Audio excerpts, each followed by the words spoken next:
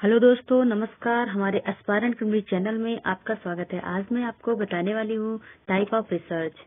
तो सबसे पहले आज मैं चर्चा करने वाली हूँ objective based research. Mainly 4 type के होते हैं: descriptive, experimental, explanatory and exploratory. Mainly मैं आज डिस्क्रिप्टिव रिसर्च के बारे में बात करूंगी। इसकी विशेषता क्या है डिस्क्रिप्टिव रिसर्च की, और कितने टाइप के होते हैं।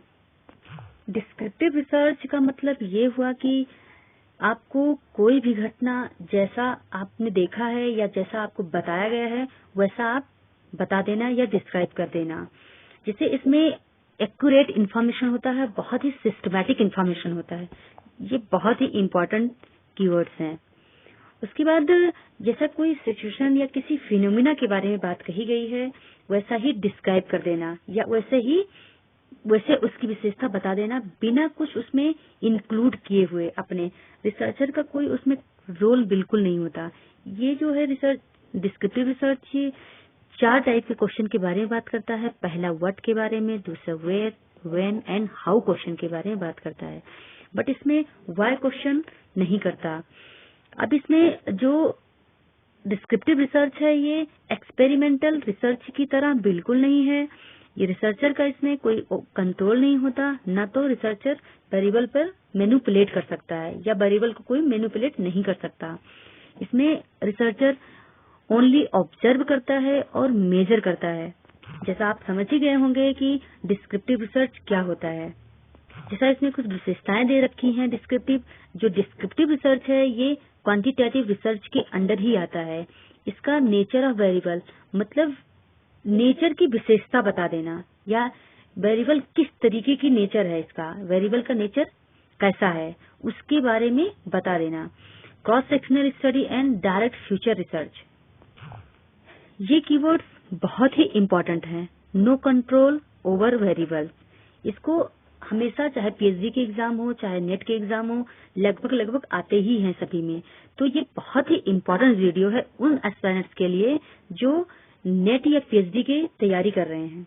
तो डिस्क्रिप्टिव रिसर्च के कितने टाइप होते हैं जैसा आप देख सकते हैं: एक्सपोज फैक्टो, जिसको हम कैजुअल कंपैरेटिव भी बोलते हैं; हिस्टोरिकल रिसर्च; एनालिटिकल, जिसको हम कंपैरेटिव रिसर्च भी बोलते हैं; कोरिलेशन या रिलेशनल रिसर्च भी बोलते हैं कोरिलेशन रिसर्च को; लॉन्गिट्यूडनल एंड क्रॉस सेक्शनल। आज मैं इन सभी टाइप के रिसर्च के बारे में चर्चा करने वाली हूँ। तो मैं एक्सपोज फैक्टो के बारे में बात करने वाली हूँ। पहला आता है एक्सपोज फैक्टो रिसर्च, जिसको हम क्वासी एक्सपेरिमेंटल रिसर्च भी बोलते हैं। ये एग्जामिन करता है इंडिपेंडेंट वेरिएबल जो होता है वो डिपेंडेंट वेरिएबल पे अपना इफेक्ट देखता है। इसमें क्या करता है जो एक्सपोज फैक्टो रिसर्च है, जिसे मैं एक एग्जांपल के थ्रू आपको बताना चाहूंगी कि जैसे मान लो कहीं स्टॉर्म आ गया या कहीं बाढ़ आ गया या कहीं सूखा आ गया। इस पे तो ना तो रिसर्चर का कोई कंट्रोल है ना कोई गवर्नमेंट का कंट्रोल है। अगर आया है तो इसको क्या करोगे आप, इसके उपाय कर सकते हो, इसका कुछ ऐसे डैम बना सकते हो, बट इसमें आप उसमें जल्दबाजी से कंट्रोल नहीं कर सकते।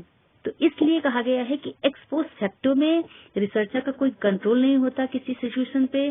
बस वो क्या करता है, जब घटना घट चुकी होती है उसके बाद में उस पे क्या करता है, उस पे असर देखता है कि जो डिपेंडेंट वेरिएबल है उसका क्या असर पड़ा है। जैसा अभी मैंने बताया आपको कि बाढ़ आ तो गई, बट उसका क्या असर पड़ा है लोगों पे, वहाँ की जो जनता है या आसपास के जो लोग हैं उनका क्या असर पड़ा है उन पे। तो उस पे आप रिसर्च करोगे, कितना नुकसान इनका हुआ है, कितने लोग घर छोड़कर चले गए। इस टाइप के जो इफेक्ट देखोगे इनको बोलते हैं डिपेंडेंट वेरिएबल।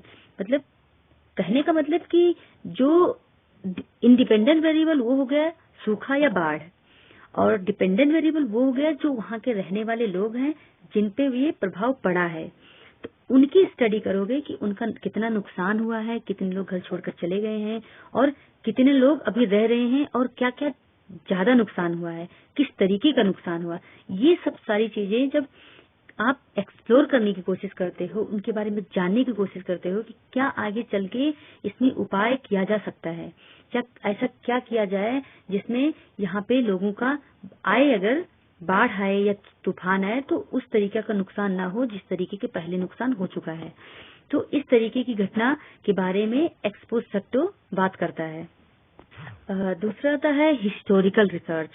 जैसा इसमें आप देख सकते हैं कि हाइपोथेसिस जो है ये इसमें इम्प्लाइड होता है, मतलब इम्प्लिसिट होता है, मतलब कहने का मतलब कि हिडन फॉर्म में होता है। इसमें आपको दिखेगा नहीं। अगर आप हिस्टोरिकल रिसर्च के बारे में बात करना चाह रहे हैं तो इसमें आपको डायरेक्ट आप हाइपोथेसिस जनरेट नहीं कर सकते, उसमें हिडन फॉर्म में होता है। जैसे आपने क्या किया, हिस्ट्री का मतलब क्या हुआ कि पास्ट की घटनाओं का पर स्टडी करना और फ्यूचर में पास्ट की घटनाओं पर स्टडी करके फ्यूचर में स्टडी करना, और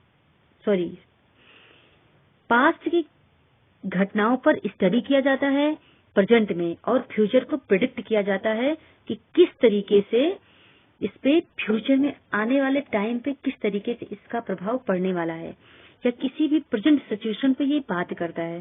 जिसे टाइप ऑफ यूजली ये जो रिसर्च है ये प्राइमरी सोर्स पर ही बेस्ड होता है लगभग, या सेकेंडरी सोर्स भी। ऐसा जरूरी नहीं कि इसमें प्राइमरी सोर्स का ही इस्तेमाल किया जाता है, सेकेंडरी सोर्स का भी इस्तेमाल किया जाता है। जैसे जनरल हो गया, टेस्टिमोनियल हो गया, और इसमें बहुत ऐसे फॉर्म हो गए डेटा के जो इसमें सेकेंडरी सोर्स का भी इस्तेमाल करते हैं। जैसे टेक्स्ट बुक हो गया, पब्लिक लाइब्रेरी हो गई, न्यूज़पेपर हो गया। इसमें लेस फ्रिक्वेंटली यूज किया जाता है सेकेंडरी हिस्टोरिकल डेटा। इसमें मोस्टली प्राइमरी डेटा का ही इस्तेमाल किया जाता है। इसमें आपको हिस्टोरिकल रिसर्च में ये बताना होता है कि जो पास्ट में घटना हुई है उसमें आने वाले टाइम में हम पास्ट की घटना से सीखकर फ्यूचर में ऐसा क्या मतलब रिजल्ट दे सकते हैं। तो इसमें कोई मैनिपुलेशन बिल्कुल नहीं होता, मैनिपुलेट हम नहीं करते। सिर्फ इसमें हम ये स्टडी करते हैं कि हमने पास्ट से हमने क्या सीखा है प्रेजेंट में, और फ्यूचर में किस तरीके से उसको हम देख सकते हैं।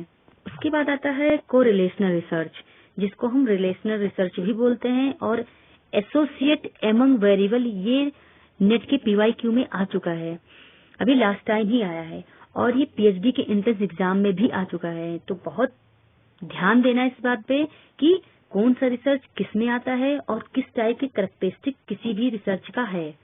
तो कोरिलेशन के बारे में थोड़ा बात कर लेते हैं।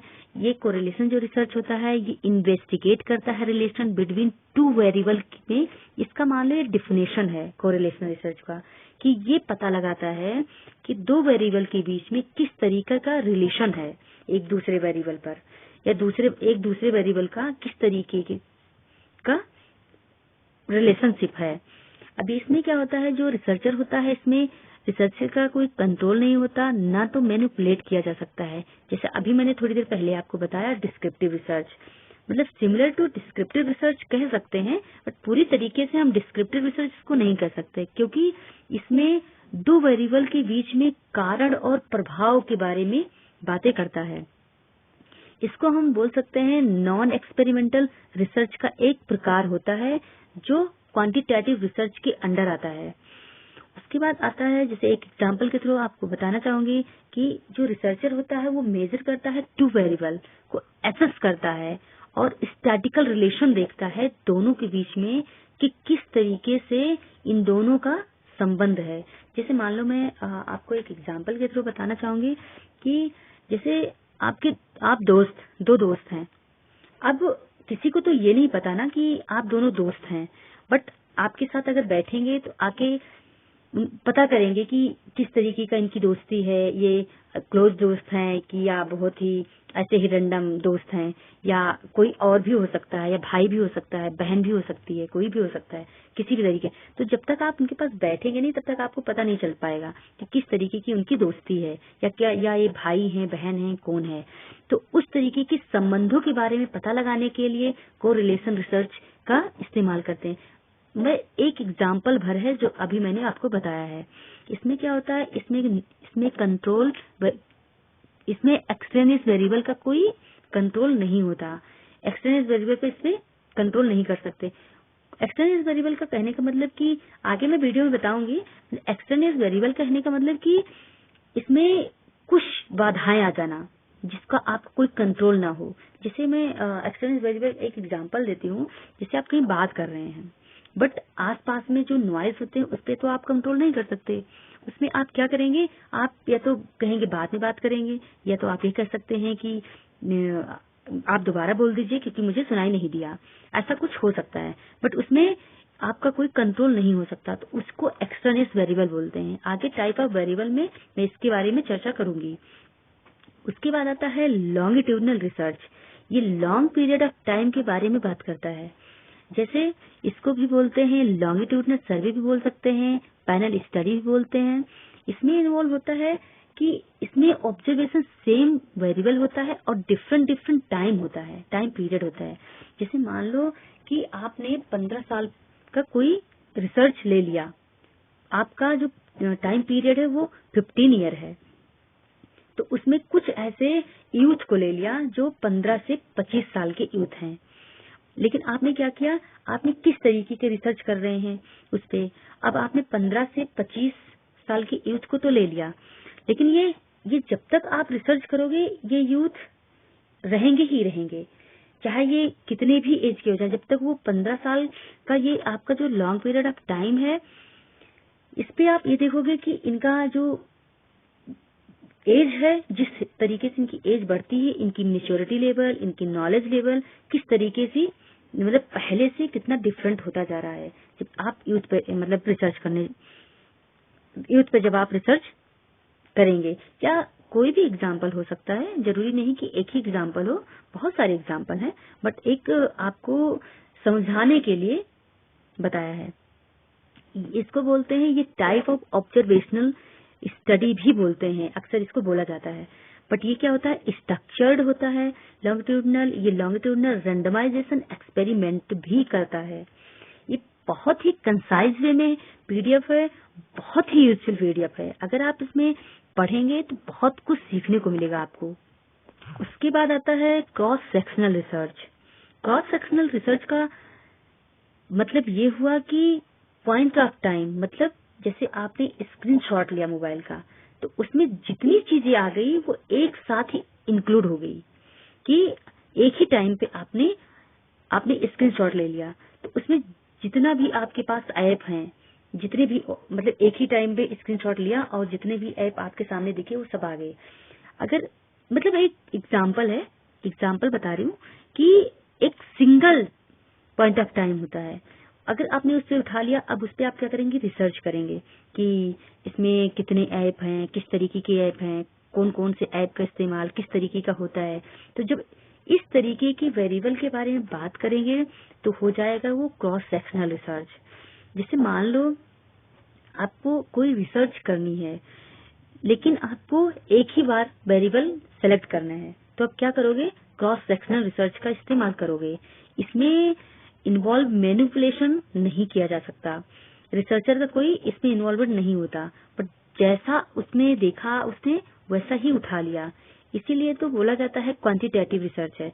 ये जितने भी रिसर्च अभी मैंने आपको बताया है, ये सारे क्वांटिटेटिव रिसर्च के अंडर ही आते हैं।